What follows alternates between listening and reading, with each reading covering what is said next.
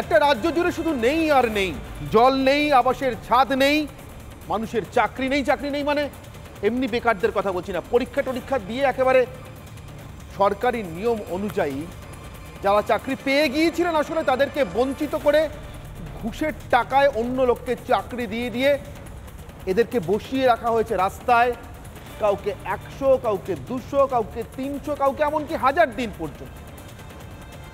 সরকারি চাকরি, নির্দিষ্ট আয় আছে, নিয়ম আছে, বছরে মহার্ঘ ভাতা কতটা পাবেন, কোন হিসেবে পাবেন, তাদেরও 13 বছর ধরে প্রাপ্য মহার্ঘ ভাতা বকেয়া দিয়ে নেই।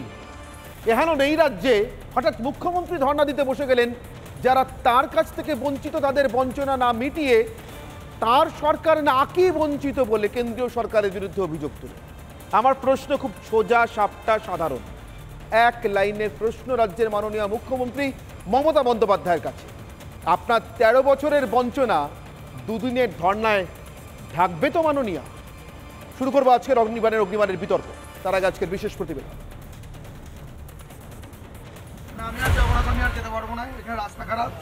যাবো কি করে তাহলে সামনে?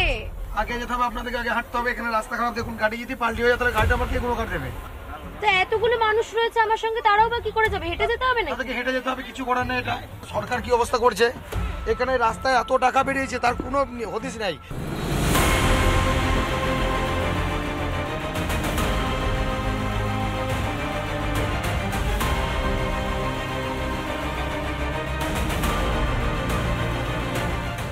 মাসির বাড়ি যেতে গিয়ে এক হাল হয়েছিল মমতার মন্ত্রিসভার সদস্যেরও। একমাত্র রাজ্য বাংলায় আপনারা টাকা দেননি, গ্রামীণ রাস্তা বন্ধ, আমরা আমাদের টাকা থেকে 22,000 পথ করে দিচ্ছি, পথশ্রী 2-3। ঠিক কোন কোন রাস্তা তিনি করিয়েছেন? আপনার কারো যদি হঠাৎ করে শরীর খারাপ হয়ে যায়, কোনো রকম ভাবে তাকে যে ডাক্তারখানায় চিকিৎসা করতে নিয়ে যাবো, সেই রাস্তার জন্য আমাদেরকে খুব অসুবিধা পড়তে হয়। এখান থেকে কাঁধে করে তুলে নিয়ে মোরাম কাজটা হয়, কাঁধে করে নিয়ে যেতে হয়, তাছাড়া উপায়। শুধু রাস্তা না, বাড়ি বাড়ি জল পৌঁছয়নি এমন গ্রামও আছে এ বাংলায়। বাড়িতেই জলের কোনো ব্যবস্থা নেই, আর তাই এই দুটি কলেই দীর্ঘক্ষণ ধরে লাইন দিয়ে গ্রামের মহিলাদের জল নিতে হয়। আস্তে আস্তে হচ্ছে, তারপর কই আসনে কিছুই নেই, জল নেই না।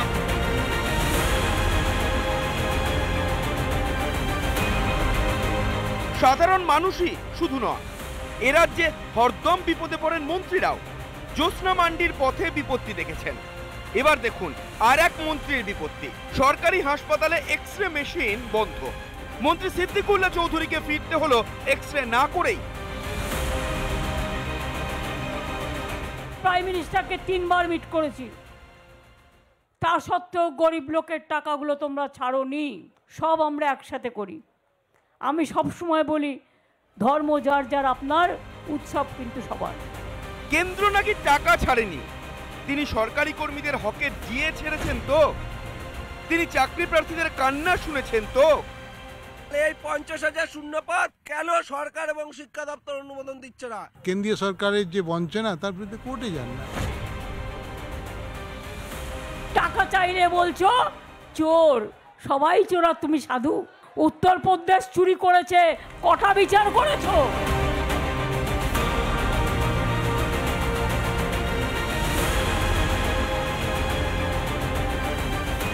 এ চুরির দায় কার? নাকি চুরি অন্য রাজ্যে হলে চুরি, বাংলায় চুরি নিজের উপকার?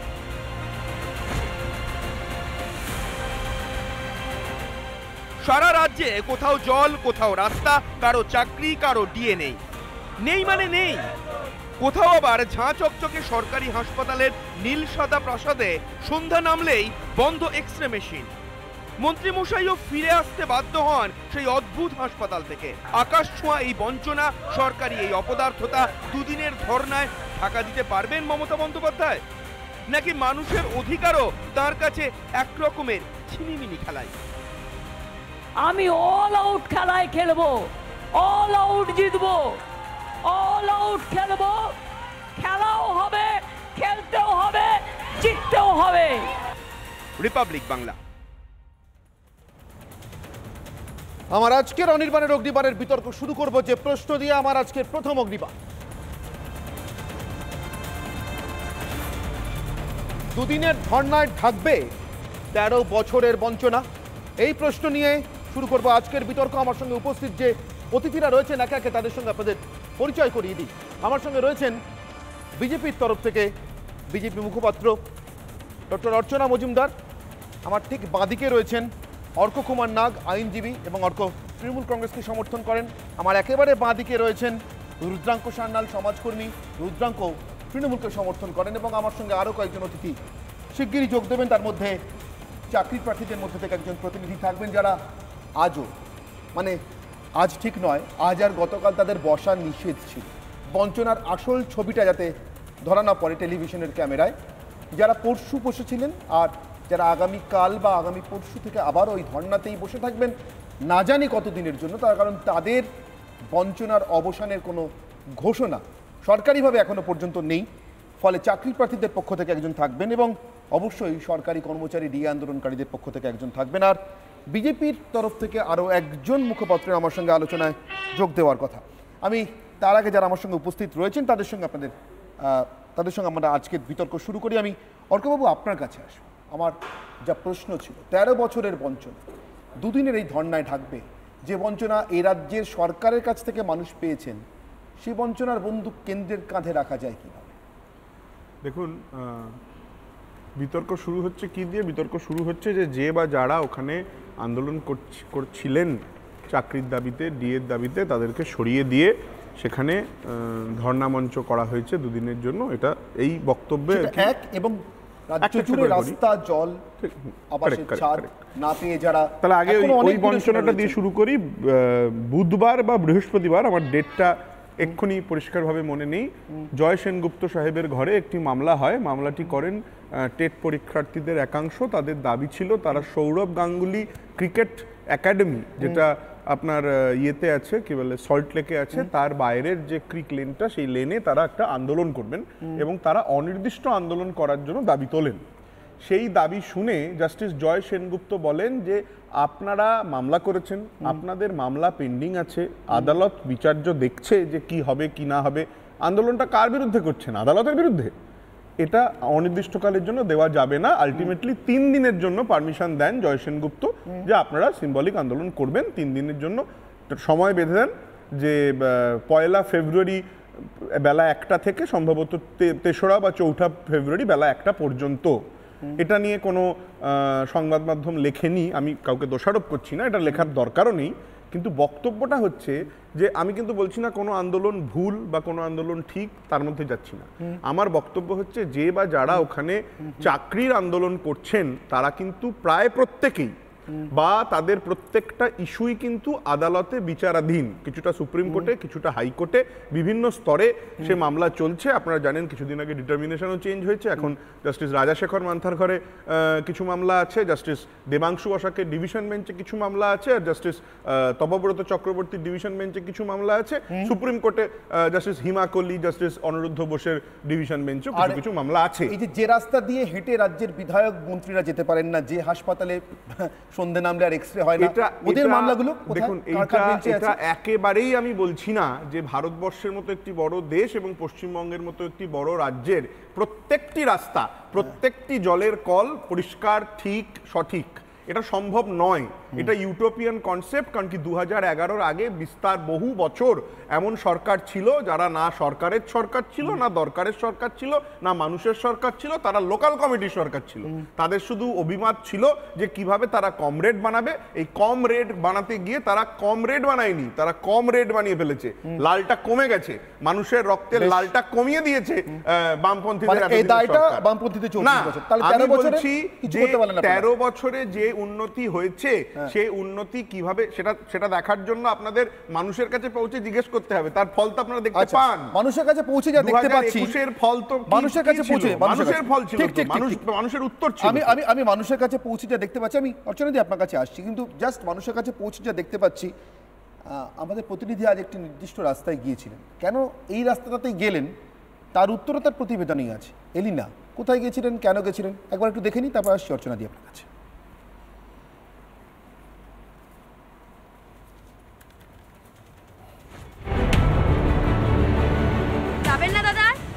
আমি আর যাবো না, তো আমি আর যেতে পারবো না, এখানে রাস্তা খারাপ। যাবো কি করে তাহলে সামনে? আগে যেতে হবে, আপনাদেরকে আগে হাঁটতে হবে, এখানে রাস্তা খারাপ। দেখুন গাড়ি যদি পাল্টি হয়ে যায় তাহলে গাড়িটা পাল্টিয়ে কোনো কাটবে না। গাড়ির চাকা তো বসে যাচ্ছে। দেখুন আপনারা নিজে দেখুন গাড়ির কি অবস্থা, আমি কিভাবে যাবো? এখানটা তো আমাদের দোষ নেই। এগুলো দেখুন আমাদের সরকার কি অবস্থা করছে। এখানে রাস্তায় এত টাকা বেরিয়েছে, তার কোনো হদিস নেই। তো করে পৌঁছলাম কিন্তু গন্তব্যে পৌঁছতে পারলাম না। এই রাস্তায় সন্ধেবেলা যাতায়াত করা একেবারে কার্যত অসম্ভব হয়ে পড়ে। কিন্তু রাস্তার পাশাপাশি জলকষ্টও ভুগতে হয় পূর্ব বর্ধমানের ধারান গ্রামের এই কনুইপাড়া। এই দুটি কলে দীর্ঘক্ষণ ধরে লাইন দিয়ে গ্রামের মহিলাদের জল নিতে হয়। সেখানে অনেক অসুবিধা পড়ছে, লাইন দিয়ে জল নিতে।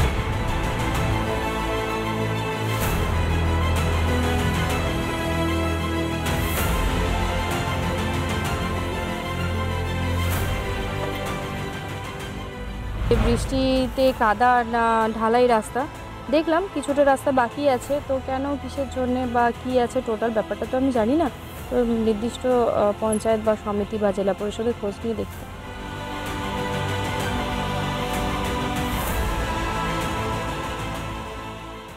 যে সমস্ত রাস্তার কথা এবং বিভিন্ন খবরের যে দুর্নীতির কথা রিপাবলিক বাংলা তুলে ধরে বলে রাজ্যের শাসক দল তারা কিন্তু বেজায় ক্ষিপ্ত। অর্চনাদি, আমার প্রশ্ন ছিল অর্কর কাছে যে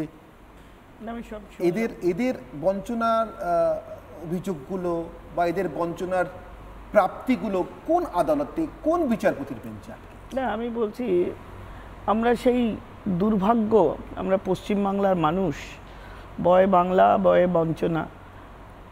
আমাদের 34 বছর সিপিএম যেভাবে বঞ্চিত করেছে পশ্চিমবঙ্গকে, তারপরে 13 বছর তার 10 গুণ জোরে স্পিড বাড়িয়ে তৃণমূলের সরকার পশ্চিমবঙ্গকে বঞ্চনা বললে খুব কম বলা হয়। আজকে হাসপাতাল গিয়ে চিকিৎসা পাবেন না, সেখানে রুগী থেকে শুরু করে ডাক্তারের সংখ্যা কমে গেছে, পরিষেবা নেই, মানুষকে দালাল রাজ, চুরি এগুলো আছে। আপনি স্কুলে যান, পুরো শিক্ষা দপ্তর আজকে বিহাইন্ড দ্য বার। আপনি রাস্তাঘাটে যান, সেখানে রাস্তায় রুগী যে অ্যাম্বুলেন্স ঢোকে না, 4 পেয়ে করে দিতে গিয়ে পেশেন্ট মারা যায়। আপনি হাসপাতালে যান, বাইরে বসে আছে রুগী, দিনের পর দিন হাসপাতাল কর্তৃপক্ষ দেখতে পায় না, সেখানেই মারা যায়। এটা একটা ঘটনা নয়, কোনো আলাদা করে ঘটনা নয়, প্রতিদিন প্রতিনিয়ত টিভির ক্যামেরায় আপনি দেখছেন বঞ্চিত বাঙালিদের পাহাড় জমে গেছে। শুধু তাই না, যুবকদের চাকরি নেই, স্কুলে ছাত্র নেই, মিড ডে মিলে ছাড় পোকা, আরশোলা, আপনি কোনটা বলবেন কোনটা ছাড়বেন? এই যার মমতা ব্যানার্জির আমলে সবচেয়ে বেশি যে মানুষকে বঞ্চিত করেছে, প্রতারিত করেছে, সেই মমতা বন্দ্যোপাধ্যায় আজকে বসেছে বঞ্চনার বিরুদ্ধে। তিনি আজকে বসে ধর্ণা দিচ্ছেন। এর চেয়ে বড় মানে সার্কাস, আমি বলবো এর চেয়ে বড় হাসির কথা আর হতে পারে না। আসলে নিজেকে ভেসে রাখার জন্য, ভোটের বাজারে মানুষের নজর ঘোরানোর জন্য তিনি আজকে ওখানে বসে মিডিয়াকে দিয়ে হাইলাইট করে নানা দুনিয়ার ভালো মন্দ কথাবার্তা বলে জনসাধারণের দৃষ্টি আকর্ষণ করছে। কারণ একটা সময় তিনি এই গদির জন্য যে লড়াইটা দিয়েছিলেন, সিপিএম এর যে পাথর প্রমাণ যে দুর্নীতি সরিয়ে নিজের সরকার করেছে, মানুষ আশা ভরসা করেছিল যে একজন মহিলা এসে আমাদের এই বঞ্চনার হাত থেকে তুলবে। তিনি এসে কি করলেন? পশ্চিমবঙ্গে 6 লক্ষ কোটি টাকা দেনায় নিয়ে গেলেন। আজকে এখানকার ছেলেরা এখানে থাকতে পারে না, তাদের মা বাবা স্ত্রী ছেলে পুত্র বাদ দিয়ে তারা পরিযায়ী হয়ে বাইরে। জানেন কত পরিযায়ী বাঙালি ছেলে বাইরে? পরিসংখ্যান দিতে পারবে পশ্চিমবঙ্গের এই তৃণমূল সরকারের দল? আপনি বলুন, ডাক্তার, একটা ছেলে ডাক্তার হয়ে সে এখানে 50,000-এর বেশি মাইনে পায় না, সেই ছেলেটাই যখন বাংলার বাইরে কাজ করে সে 2 থেকে 3 লাখ টাকা তার একই ভাগ্য, একই রকমের বঞ্চনা সরকারি চাকরি প্রার্থীদের জন্য আজ। আমি আসবো অর্চনাদি আপনার কাছে। বাংলারই পশ্চিমবঙ্গ সরকারেরই কর্মচারী, কলকাতায় একরকম বেতন আর দিল্লিতে আরেক রকম বেতন। হ্যাঁ, এই পশ্চিমবঙ্গ সরকারই দিল্লিতে মহার্ঘ ভাতা দেয়, প্রাপ্য মহার্ঘ ভাতা দেয়, কিন্তু পশ্চিমবঙ্গে অর্থাৎ কলকাতায় থাকলে দেয় না। আমি ঠিক বলছি কিনা? আমার সঙ্গে চাকরি প্রার্থীদের, মাফ করবেন, সরকারি চাকরিজীবীদের ডি আন্দোলনকারীদের তরফ থেকে রয়েছেন অনিরুদ্ধ ভট্টাচার্য এবং চাকরি প্রার্থীদের তরফ থেকে রয়েছেন মাহিউদ্দিন মাহি। আমি অনিরুদ্ধবাবু আপনার কাছে প্রশ্নটা রাখলাম। হ্যাঁ, যেটা এই যে পশ্চিমবঙ্গ সরকার রাজ্য সরকারি কর্মচারী 3.5 লক্ষ পদের পুরো টাকা বেতন ভাতা বাবদ পুরো টাকা কেন্দ্রীয় সরকার দেয়, আর বাকি যে শিক্ষক, বোর্ড কর্পোরেশন, পঞ্চায়েতের কর্মচারীরা আছে 4.5 লক্ষ থেকে 5 লক্ষ, তাদের টাকাটা দেয় হচ্ছে গ্র্যান্টিং এড হিসেবে 60% টাকা দেয়। এবং গত 21শে এপ্রিল চিফ সেক্রেটারি যখন আমাদের সাথে আলোচনা করেছিলেন কোর্টের অর্ডারে, তখন উনি পরিষ্কার স্বীকার করে নেন যে উনি ফিনান্স কমিশনের থেকে এবং গ্র্যান্টিং এড বাবদ সমস্ত টাকা পেয়ে গেছেন। আমরা বললাম তাহলে দেবেন না কেন? না, দেব না, এটা আমাদের খুশি। তো এই যে দ্বিচারিতা চলছে, এবং এটা হাইকোর্টে যখন 2009 রোপা নিয়ে মামলাটা হহয়েছিল, অনেকে ভুল করেন যে এখন নাকি রোপা নিয়ে মামলা চলছে তাই নাকি কিছু বলা যাবে না, এটা একটা ভুল ধারণা। রোপা 2009-এর বকেয়া নিয়ে মামলাটা হয়েছে, আর এখন আমরা যেটা 2019-এর রোপা, যেটা 1/1/2016 থেকে কার্যকর হয়েছে, তখন 100 টাকায় যা জিনিস পাওয়া যেত এখন সেটা সর্বভারতীয় বাজার দরে 146 টাকা দাম হয়েছে। আমাদের যে রোপা চালু হয়েছে সেটা কিন্তু এআইসিপিআই অনুযায়ী চালু হয়েছে। তাহলে এই যে আমরা 10 টাকা পাচ্ছি, 110 টাকা পাচ্ছি, বাকি 36 টাকা তো কেন্দ্রীয় সরকার দিয়ে দিয়েছে। এবং আপনাদেরকে দেওয়া হবে বলে, মানে আপনাদের বেতন বাবদ বা মহার্ঘ ভাতা বাবদ দেওয়া হবে বলে কেন্দ্রের থেকে টাকাটা নেওয়া হয়ে গেছে? অবশ্যই, এবং সেটা 10 লক্ষ কর্মচারীর জন্য। এই যে আমরা শুনি আপনারা টাকা পাচ্ছেন না, এর পিছনে নাকি কেন্দ্রীয় বঞ্চনা, টাকা ছেড়ে দিলে আপনাদের টাকা দিয়ে দেবে, তখন আপনাদের টাকা কেন্দ্র দিয়ে দেয়? ওই হিসেব তো আমরা মুখ্যমন্ত্রীকে 1 বছর ধরে বলছি যে আপনি একটা শ্বেতপত্র প্রকাশ করুন না, যে আপনি বেতন ভাতা বাবদ কত টাকা পেয়েছেন বা কত টাকা পাননি, আমরা তাহলে ধর্ণা দেবো। এই যে উনি ধর্ণা করলেন, আমরা চিঠি দিয়েছিলাম যে আপনি কেন সরকারি পয়সা খরচ করে আমরা করবেন, আমরা তো ওখানে বসে আছি 1 বছর ধরে, আমাদের ধর্ণা মঞ্চে আসুন। উনি আসেননি, অথবা আমরা যাচ্ছি আপনার কাছে একসাথে, আমরা কেন্দ্রের কাছে, তাহলে আপনি ধরে নিচ্ছি আপনি রাজ্যের মুখ্যমন্ত্রী, সত্যি কথাই বলছেন, তাহলে চলুন আমাদের বসতে দিন আপনার পাশে। তা সেইটা বলাতে উনি আমাদের পুলিশ এবং মিলিটারি দিয়ে হেনস্থা করছেন। তো এইটা কি লড়াই? বেশ, আমার সঙ্গে নতুন আরেকজন অতিথি যোগ দিয়েছেন, শঙ্কুদেব পান্ডা, বিজেপির তরফ থেকে, বিজেপি মুখপাত্র। আমি শঙ্কুদেব আপনার কাছে আসবো, কিন্তু তার আগে আমি মাহিউদ্দিন মাহির কাছে আসবো। মাহিউদ্দিন বাবু, আপনাদের তো বোধহয় এই দুদিন ধর্ণা না দিতে বলা হয়েছিল না, মানে আপনাদের বঞ্চনা আছে কিন্তু ধর্ণা দিতে পারবেন না নাকি? দেখুন, মমতা বন্দ্যোপাধ্যায় রাজ্যের মুখ্যমন্ত্রী, উনি কেন্দ্রীয় বঞ্চনার বিরুদ্ধে প্রতিবাদ স্বরূপ ধর্ণা করছেন, খুব ভালো কথা। কিন্তু আমাদের স্পেসিফিক প্রশ্ন হলো যে আজকে যারা আমরা রাস্তায় বসে আছি, 9খানা ধর্ণা মঞ্চ, তারা গত 2 দিন আগে আমাদেরকে মেল করে ময়দান ছানা জানিয়ে দিয়েছে যে ধর্ণা মঞ্চে আমরা এই 3 দিন বসতে পারবো না। আমরা বলতে চাই যে 2014 সাল সর্বপ্রথম যখন আপার প্রাইমারি নোটিফিকেশন হয়, তখন নোটিফিকেশনের দাবিতে আমরা আন্দোলন করেছিলাম। তারপর নোটিফিকেশন হয়, 15ই পরীক্ষা হয়, 16ই রেজাল্ট হয়।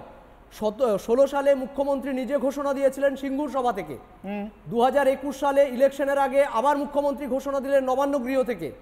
আবার 2023 সালের 30শে মে উনি ঘোষণা দিলেন যে 14,000 আপার প্রাইমারি শিক্ষক নিয়োগ হবে। আবার 2024 সালে তিনি ঘোষণা দিলেন ভোটের আগে যে তিনি আবার নিয়োগ করবেন। কিন্তু আমাদের বলার প্রশ্ন যে এই 14,000 শিক্ষক নিয়োগ সেই কুমিরের গল্পের মতো প্রতিটা ভোট আসলে সামনে দেখানো হয়, অথচ আজ আমরা 10 বছরের বঞ্চনা নিয়ে রাস্তায় নিজের প্রতিবাদ করার অধিকারটুকু পাচ্ছি না। রাজ্যের প্রশাসন আমাদেরকে জোর করে তুলে দিচ্ছে। যদি আমরা বসতে যাচ্ছি তাহলে আমাদেরকে জোর করে প্রিজেন্ট ভ্যানে তুলে নিয়ে যাওয়া হচ্ছে লালবাজার। প্রয়োজনে 3 দিন 4 দিন পর্যন্ত পুলিশ কাস্টাডিতে আমাদেরকে রাখা হচ্ছে, নন বেলেবল মামলা দেওয়া হচ্ছে। অথচ যখন রাজ্য সরকার তার প্রতিনিধিদের নিয়ে রাজ্যপাল ভবনের সামনে বসে 44 ধারাকে মানে খণ্ডন করে তারা যখন ধর্নায় বসছে, তখন তাদের ক্ষেত্রে কোনো রাজ্য প্রশাসনের কোনো রকম সদর্থক ভূমিকা আমরা দেখছি না। কিন্তু যত দোষ এই চাকরি প্রার্থী, যারা নিরীহ চাকরি প্রার্থী আমরা রয়েছি, তাদের উপর। আজকে মমতা বন্দ্যোপাধ্যায় এবং রাজ্যের দায়িত্বশীল শিক্ষামন্ত্রীকে আমরা বলতে চাই যে 2016 সালের পর থেকে আপনি এখনো পর্যন্ত একটা নিউ এসএলএসটি পরীক্ষা নেওয়ার মতো ক্ষমতা দেখাতে পারেননি। 2014 সাল থেকে 10 বছরের বঞ্চনা নিয়ে আমরা রাস্তায় বসে আছি। আমাদের বঞ্চনাটা কে দেখবে? আমরা আর সত্যি রাস্তায় বসে থাকতে পারছি না। বাংলার সাধারণ যুব সমাজের কান্নাটা একবার বাড়ি বাড়ি গিয়ে দেখে আসুন। তারা রাতের অন্ধকারে বালিশে কিভাবে কান্না করে, কারণ তারা এখনো পর্যন্ত পরীক্ষা দিতে পারেনি। তাহলে আমাদের কি এটাই অপরাধ যে আমরা বাংলায় জন্মগ্রহণ করেছিলাম, আমরা বাংলায় পরীক্ষা দিয়েছিলাম? আমরা সত্যি অনির্বাণদা বলছি, আমরা আর নিতে পারছি না, আমরা বাড়ি ফিরতে চাই, আর সহ্য করতে পারছি না। 1.5 বছর 500 দিনের উপর আমরা রাস্তায় বসে আছি, 42 ডিগ্রি তাপমাত্রায় বসে আছি, আমরা পুজোর দিনে বসেছি, ঈদের দিনে বসেছি, মানে আমরা আর সহ্য করতে পারছি না, আমরা বাড়ি ফিরতে চাই। মাহি, আমরা বাড়ি ফিরবো, মাহি, আমাদের চাকরিটা দরকার, আমাদের বাড়ি ফিরবো, বাবা অপেক্ষা করছে। 34 দিন পর আজ বাড়ি যাবো ভাবছিলাম, আমি আজও বাড়ি যেতে পারিনি। বাবা ফোন করে বলছে বাড়ি আয়, 34 দিন কলকাতায় আছি, আমরা সহ্য করতে পারছি না। মাহি, আপনি একটু, আমি জানি এই কষ্টের সত্যি আমার কাছেও কোনো সান্ত্বনা নেই, তার কারণ আমি আপনাকে কিসের ভিত্তিতে সান্ত্বনা দেবো। তবু আমি বলবো আপনি একটু সামলে নিন, একটু জল খান। আমি রুদ্রাঙ্ক সান্যালকে জিজ্ঞাসা করব, সমাজকর্মী এবং তৃণমূল সমর্থক। রুদ্রাঙ্ক, একজন সমাজকর্মী হিসেবে কি মনে হয় মাহিদের এই কষ্টটা সামাজিক বঞ্চনা, রাজ্যের সরকারের বঞ্চনা, কেন্দ্রের সরকারের বঞ্চনা, কাদের তৈরি করা বঞ্চনা? দেখুন, প্রথম থেকে যদি দেখতে হয় তাহলে আমাদের রাজ্যে আমরা যখন মানুষের ভালোবাসা পেয়েছি, তখন আমাদের রাজ্যে ভিনদেশি নেতারা ঢুকে এসে তারা তাদের প্রতিপত্তি। ভিনদেশি? এক মিনিট, মানে বাংলাদেশি যে নেতাদেরকে আপনারা টিকিট দিচ্ছেন তাদের কথা বলছেন? যে বাংলাকে বুঝবে না, বাংলার কালচার জানে না, বাংলার মানুষের মনটা বোঝে না। তারা ভিনদেশি হলেন কোথা থেকে? বাংলা কি আলাদা দেশ? অবশ্যই। রুদ্রাঙ্ক, এক মিনিট না, বাংলাকে জানে না মানে বাংলা আলাদা দেশ নাকি? ওরা এরোপ্লেনে আসে। বাংলা আলাদা দেশ, একটা দেশ আছে বাংলা নামে, তার নাম বাংলাদেশ। মাটিতে পা থাকে না। আপনি কি বাংলাদেশের কথা বলছেন? না না, হ্যাঁ, ওরা মাটিতে পা কাদের কথা বলছেন রুদ্রাঙ্ক? কাশ্মীর যে এখানে অন্য কেউ ঢুকলে তারা সংগঠন লেট মি ক্লিয়ার। রুদ্রাঙ্ক বলছি কি উনি কি বাংলার লোক? মাহিউদ্দিন মাহি বহিরাগত কি? পাসপোর্ট নিয়ে ওনাকে বাংলার লোক মনে করেন কিনা? আচ্ছা রুদ্রাঙ্ক, আপনারা সমাজকর্মী হন, যাই হন, রাজনৈতিক কর্মী হন, দিনের শেষে সবার আগে তো একজন মানুষ হিসেবে মাহিউদ্দিন মাহিকে এইভাবে ভেঙে পড়তে দেখে এমন আরো অসংখ্য কত চাকরি প্রার্থী প্রতি মুহূর্তে প্রতিদিন এভাবে ভেঙে পড়ছেন এবং পরের দিন আবার চোয়াল শক্ত করে দাঁড়াচ্ছেন, তার ইয়ত্তা নেই। কিন্তু তবু আমি এই মুহূর্তে আমার স্টুডিওতে একজনকে দেখতে পাচ্ছি, তাই জিজ্ঞাসা করছি, এরপরেও মনে হয় না কে বহিরাগত, কে ভিন দেশ? প্রথম কথা, ভিন দেশ কথাটাই তো অত্যন্ত নিন্দাজনক কথা, অত্যন্ত নিন্দাজনক। আমি জানি আপনারা হয়তো বহুদিন ধরে চেষ্টা করছেন পশ্চিমবঙ্গকে বাংলাদেশ বা অন্য কোনো দেশে রূপান্তরিত করার, কিন্তু হবে না। পশ্চিমবঙ্গ ভারতের অঙ্গরাজ্যটাকে আলাদা দেশ বানাতে পারবেন না। অন্য প্রশ্ন, অন্য দিন আলোচনা করব। মাহিউদ্দিন মাহি পশ্চিমবঙ্গের নাগরিক কিনা, ভারতীয় নাগরিক কিনা বলুন, বলেন কিনা বলুন। ওর বঞ্চনার জন্য কে দায়ী? কেন্দ্র সরকার। আমি যেটা বলছিলাম সেটা হচ্ছে যে কেন্দ্র সরকার আমাদের রাজ্যে এসে রাজনৈতিকভাবে লড়াই করতে, আবার কেন্দ্র সরকার আমাদের রাজ্যে এসে মানে আমি বলছি এই রাজ্যটা তো কেন্দ্র সরকারের অধীনের একটা রাজ্য। সরকারের বিরুদ্ধে লড়াই করে এবং this is the baseless concept. Sankudeb না রুদ্রাঙ্ক এনারা চিল্লাচ্ছে, এনাদের লজ্জা লাগে না। শঙ্কুদেব না রুদ্রাঙ্ক আমার মনে হয় আপনার যুক্তিগুলো আগে ঠিক করা দরকার। রুদ্রাঙ্ক আপনি কি রুদ্রাঙ্ক আপনি কি বলতে চাইছেন একটু ভেবে নিন। আমার মনে হয় মাহির থেকে বেশি এই মুহূর্তে আপনি বিপর্যস্ত অবস্থায় রয়েছেন।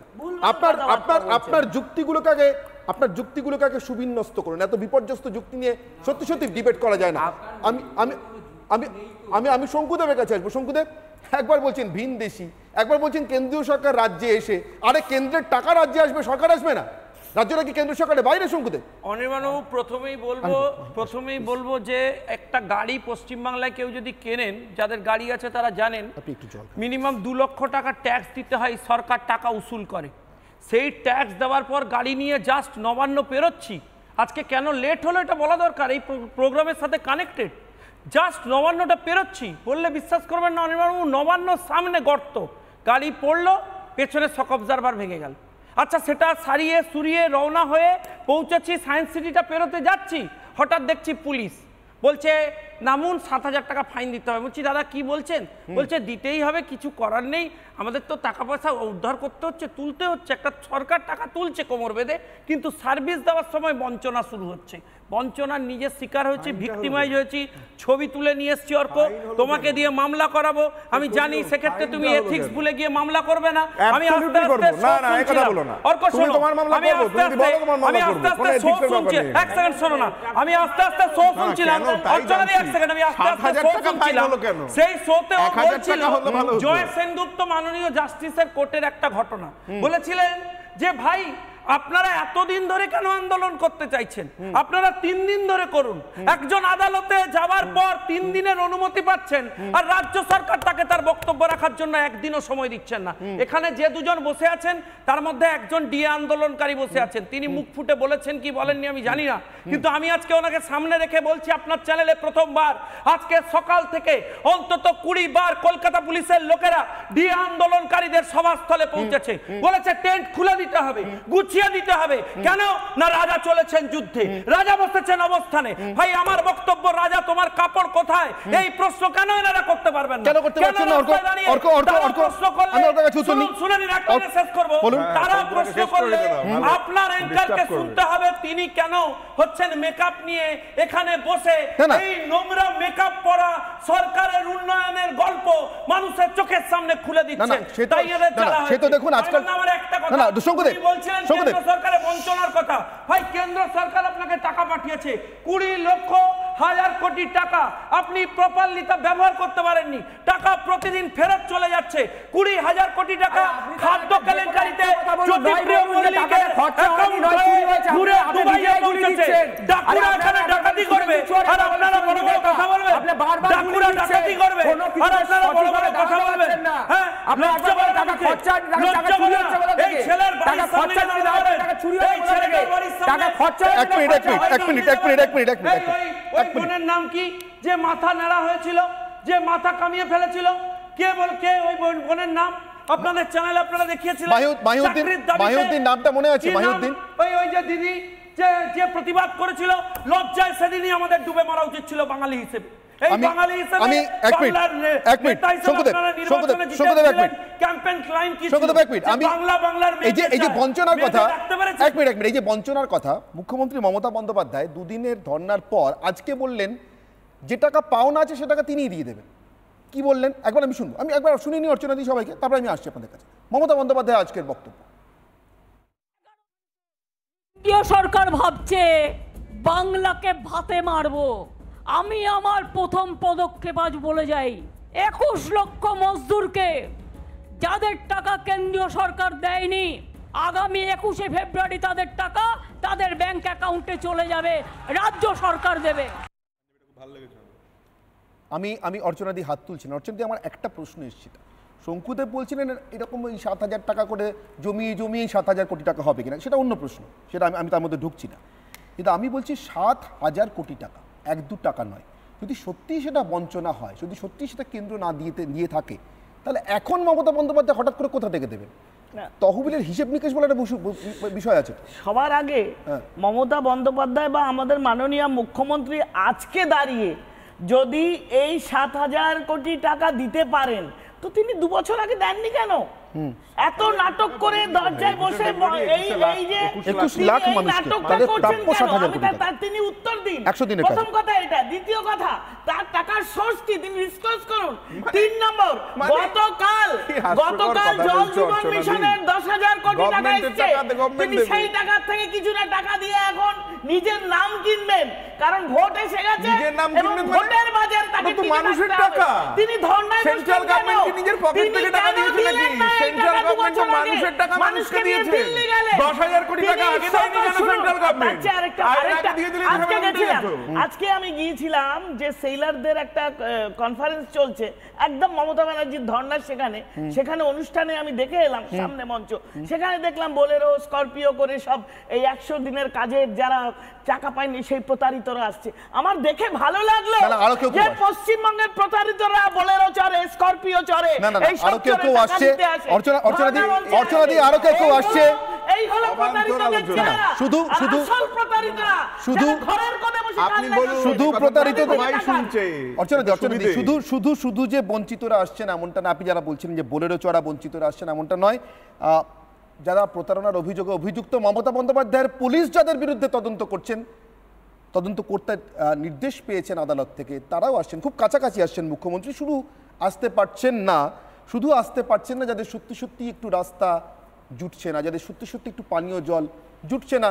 যে স্কুলে মিড ডে মিলটা রান্না হচ্ছে পুকুরের জলে, সেই স্কুলের ছাত্রছাত্রী, অভিভাবক, শিক্ষক শিক্ষিকা এরা।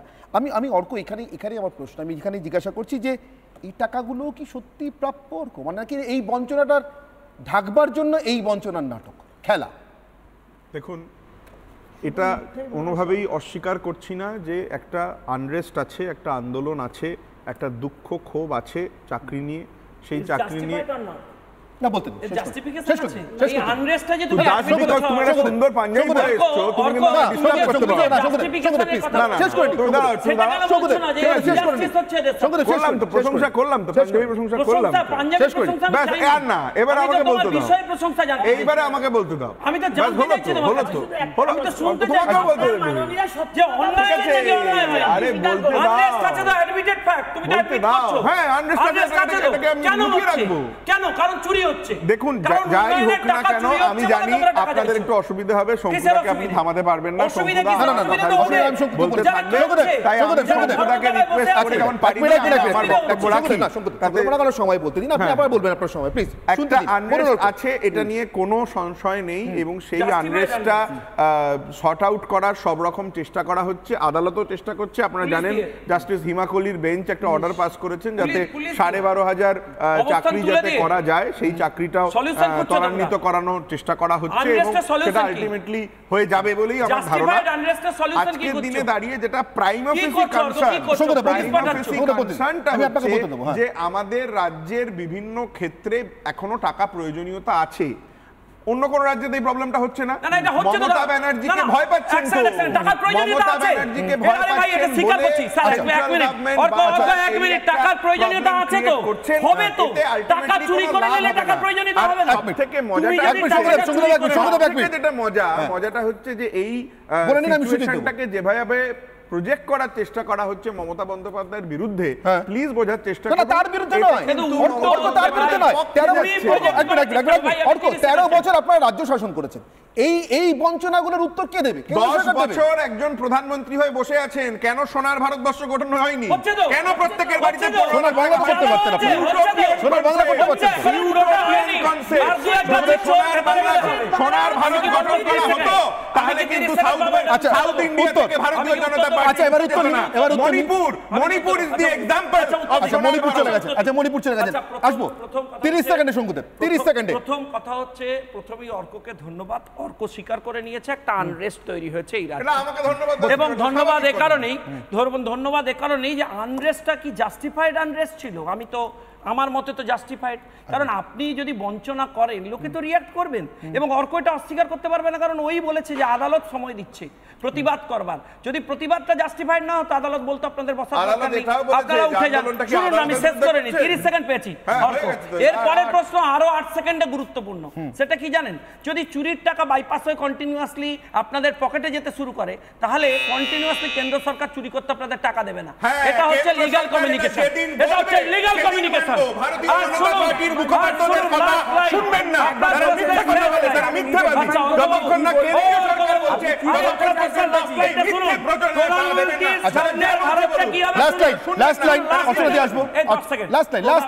উনি খুব কঠিন একটা প্রশ্ন করেছেন, বলেছেন প্রধানমন্ত্রী নরেন্দ্র মোদীজির স্বর্ণের ভারত বা স্বপ্নের ভারত কি তৈরি হয়েছে? আমার মতে এখনো তৈরি হয়নি, তার কারণ এখনো 2-1 গাছি চোর পশ্চিম বাংলায় ঘুরে বেড়াচ্ছে। যেদিন ওই 2-1 গাছি ভেতরে চলে যাবে সেদিন কিছুটা তৈরি হবে,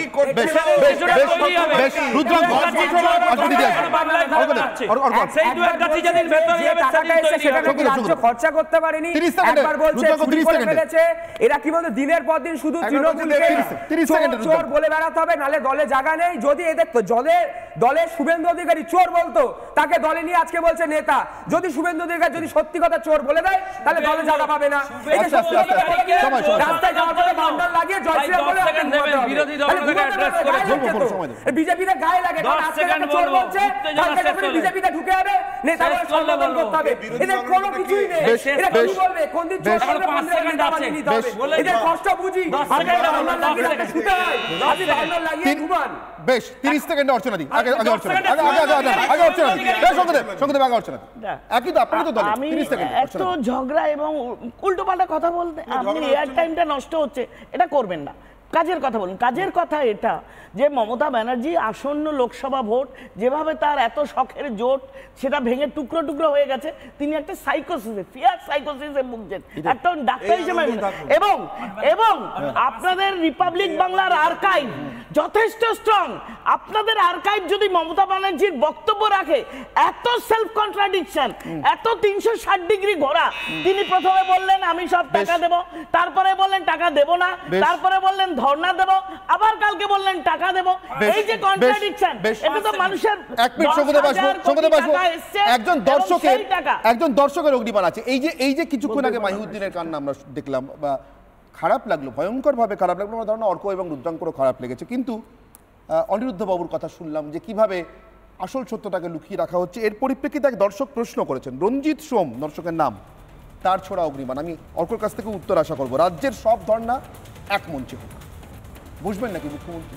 সব বঞ্চনার ধর্ণা, অনিরুদ্ধ বাবুদের বঞ্চনা, মাহিউদ্দিনদের বঞ্চনা, অর্ক বুঝবেন কি মুখ্যমন্ত্রী? তার সঙ্গে যদি সত্যি সত্যি কেন্দ্রীয় সরকারের কাছ থেকে কোনো বঞ্চনা আপনাদের থেকে থাকে সেটাও হোক, কিন্তু ওদেরকে সঙ্গে নিয়ে বসুন না। চাকরি প্রার্থীদের বঞ্চনা একসঙ্গে হবে অর্ক? হবে? এই প্রশ্নটা আমার, হ্যাঁ এক্স্যাক্টলি, আমি আসছি অনিরুদ্ধ বাবু, দেখি আগে কি বলেন। এই প্রশ্নের উত্তর দেওয়ার সত্যি আমার ক্যাপাসিটির অনেক উপরের প্রশ্ন। এটা মুখ্যমন্ত্রীকে প্রশ্ন, এবং মুখ্যমন্ত্রী নিশ্চয়ই কোনো নির্দিষ্ট, আমার কোনো, আমি চাকরি করি না, আমি সেলফ এমপ্লয়েড, শঙ্কুদা ভুলে যাচ্ছ তুমি। মুখ্যমন্ত্রী এটা নিশ্চয়ই, এটা যদি তাদের বক্তব্য হয়, বাংলার মানুষ যদি মনে করেন এটাই তাদের বক্তব্য, মুখ্যমন্ত্রী যদি বিচার্য করেন মুখ্যমন্ত্রী করবেন। এটা সত্যি আমার উত্তর দেওয়ার সাজে না, এটা অনেক উঁচু প্রশ্ন। এই প্রশ্নের উত্তর বলতে পারে, কিন্তু আমি উত্তর দিতে পারবো না।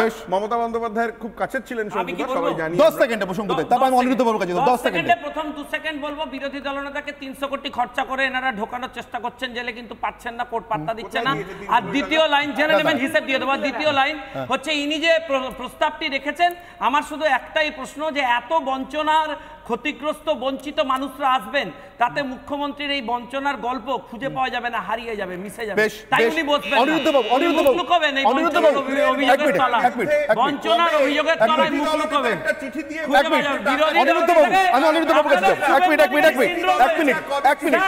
আমি অনিরুদ্ধ বাবুর কাছে যাবো। অনিরুদ্ধ বাবু, সব বঞ্চনা সব বঞ্চনার ধর্ণা এক মঞ্চে হোক, আপনারা চাইবেন মুখ্যমন্ত্রী আপনাদের সঙ্গে আসুন, আপনারাও মুখ্যমন্ত্রীর সঙ্গে যাবেন, একসঙ্গে টাকা চাইতে। আমরা চিঠি দিয়েছি তো, আমরা চিঠি দিয়ে বলেছি, আমি আগেই তো বললাম যে আপনাকে সরকারি পয়সা খরচ করে দয়া করে মঞ্চ বাঁধবেন না, আপনি আমাদের মঞ্চে আসুন, ওটা আমাদের টাকায় তৈরি, ওটা কোনো চাকরি বিক্রির টাকায় তৈরি নয়।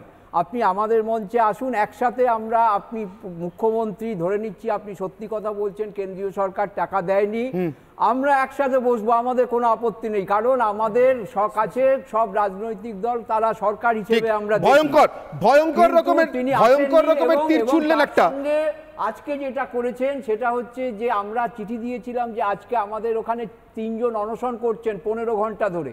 অনশনটাকে অনশনের মতো পবিত্র কাজকে উনি কলুষিত করেছেন। ওনার নামে অভিযোগ যে ছিল, লিখিত অভিযোগ, বই বেরিয়েছিল, উনি আজ অবধি তার কোনো জবাব দিতে পারেননি। এবং অনশনকারীদের পুলিশ বলছে যে তারা ওই ছাউনি ভেঙে দেবে। আমি দর্শকের মতামত চেয়েছিলাম, দর্শকদের মতামতে নজর রাখবো। আমি দর্শকদের কাছে জিজ্ঞাসা করেছিলাম, আমার আজকের প্রশ্ন ছিল জনতার চোখে ধুলো দিতেই কি মমতার ধর্ণা?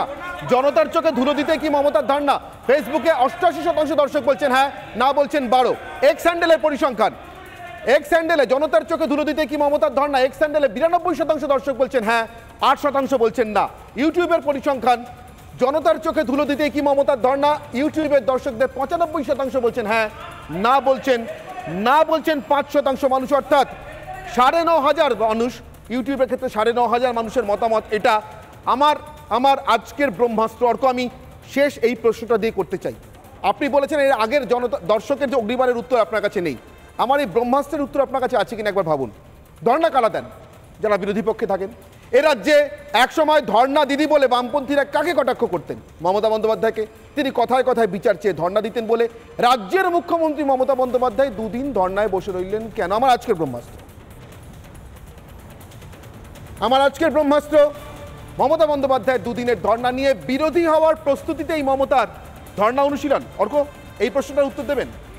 বিরোধী আসনে বসার প্রস্তুতি নিতে? এই প্রশ্নটা দেখে অ্যাকচুয়ালি কনফার্মড হলাম যে মমতা বন্দ্যোপাধ্যায়ের প্রতি বাংলার মানুষের আস্থা বজায় থাকবে এবং মমতা বন্দ্যোপাধ্যায় আবার পুনরায় মানুষের সমর্থনে বিরাজ থাকবেন যেখানে আছেন, এবং ভারতীয় জনতা পার্টির লোকেরা যতবার মুখ খুলবেন ততবার ভোট বাড়বে তৃণমূল কংগ্রেসের, কমবে না।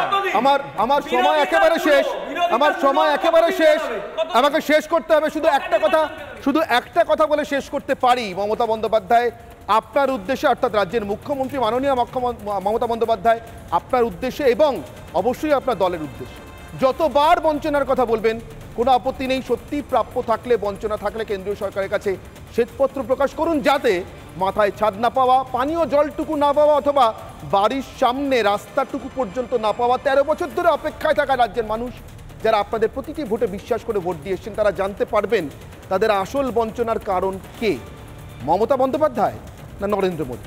এটা খোলসা করে লোকসভার ভোটে গেলে তারপরে ভালো হয় না, তারপরে বঞ্চনার অভিযোগ তুললে ভালো হয় না মাননীয়া। অনির্বাণের অগ্নিবাণের বিতর্ক এখানেই শেষ করছি। সঙ্গে থাকুন রিপাবলিক বাংলায়।